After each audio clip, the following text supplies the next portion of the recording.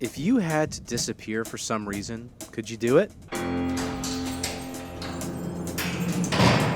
Think of how many government and private databases hold your information, how many ways you're being tracked. I mean, hell, your earbuds probably remember just how many times you ate fast food and how long and loudly you evacuated your bowels after. Think of all the cameras out there, all the people with phones able to spot you. Well, I managed to do it. I was charged with a crime, and then I vanished.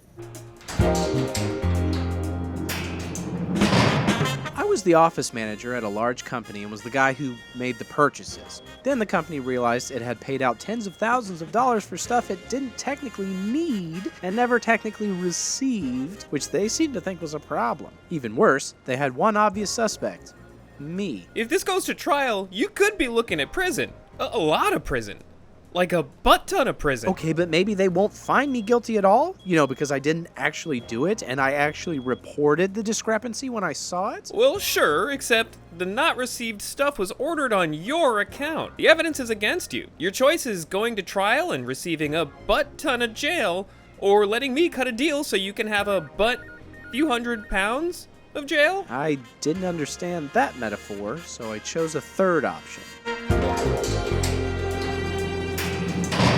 I decided to literally flee the country like Thelma and/or Louise. I told my wife, thinking maybe I could come back later and see her and my kid once the heat died down, and then I wrote her a fake suicide note, as in she knew it was fake, but I was hoping that the cops wouldn't. Then I set about forging a fake identity. This part was easier than I thought. A social security card? That was just a matter of applying for a replacement card for someone the same age and race as me, but who lived in Florida. My new state ID? I got that from Georgia. I probably shouldn't walk you through every step, but it was really just a matter of photoshopping the right documents. See? A graphic design degree does have its uses, Mom. But yeah, then poof, all of a sudden I had everything I needed to function as a completely different person. Well, not everything.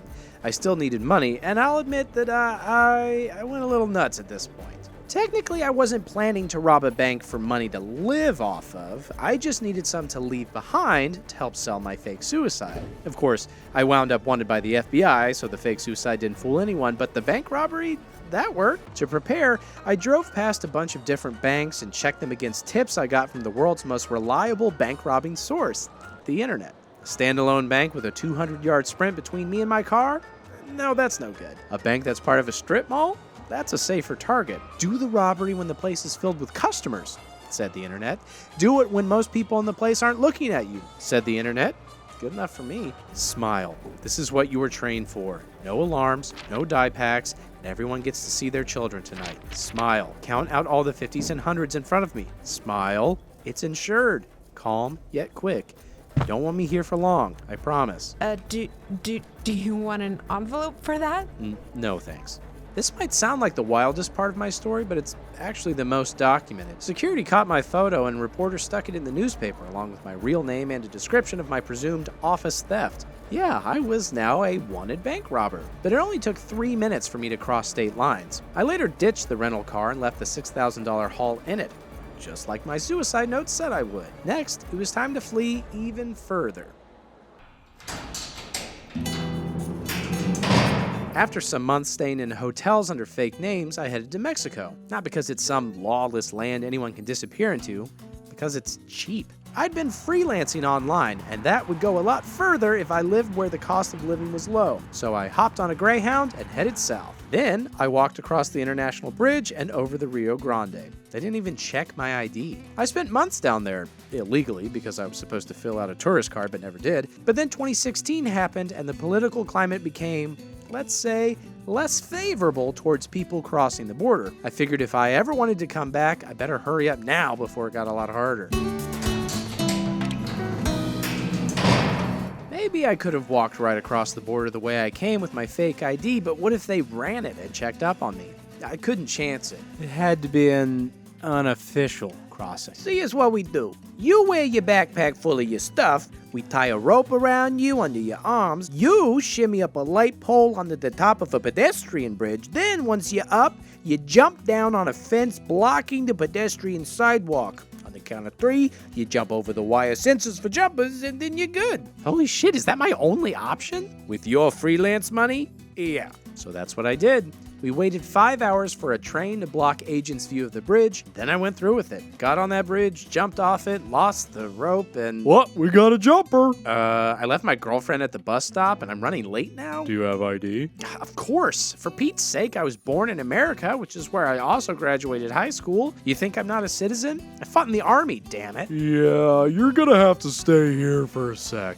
But he talked to his supervisor, who said those magic words, "You're free to go." I was telling the truth about where I was born and being in the army, by the way, and I showed my actual ID, not the fake, because who knows what a fake could get me charged with here. I'm pretty selective about which crimes I commit.